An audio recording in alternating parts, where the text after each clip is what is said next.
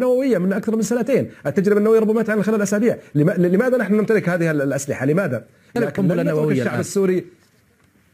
نعم نمتلك القنبلة النووية. نعم بكل بساطة نعم نمتلك القنبلة النووية. هذا خبر عاجل على أول مرة.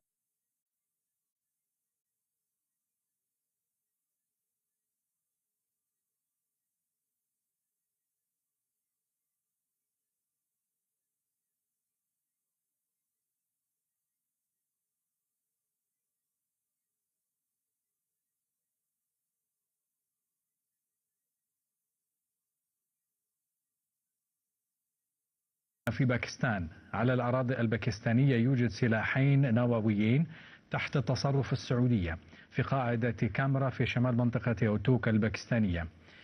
هذه الأسلحة كما يقول الخبير العربي متواجدة في مكان منفصل على بقية الأسلحة الخاصة بالجيش الباكستاني. أكثر من ذلك تتواجد هناك طائرتان نقل عملاقتان بأطقم الطيران الخاص بهما تابعتان للسعودية.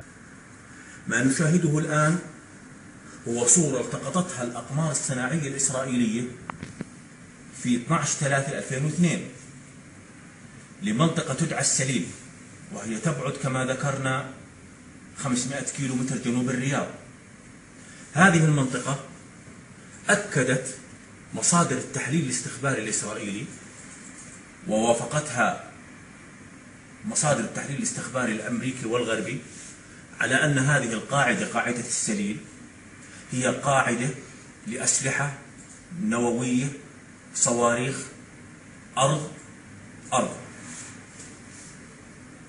استطاعت الاستخبارات الإسرائيلية أن تجزم بأن عدد الصواريخ الموجودة فيها هي 120، في حين أن السعودية تقول أنها صواريخ تقليدية صينية الصنع عددها لا يتجاوز 60 صاروخ.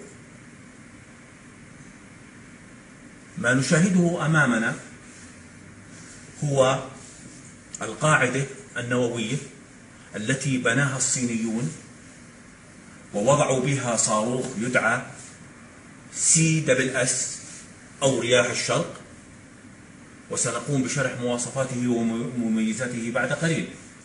ثم على الرغم من أن الصينيين هم الذين بنوا هذا البناء في السليل، إلا أن الباكستانيين، ولكون الصاروخ باكستاني، قام الباكستاني بإدارة هذه القاعدة وبإشراف من المملكة العربية السعودية.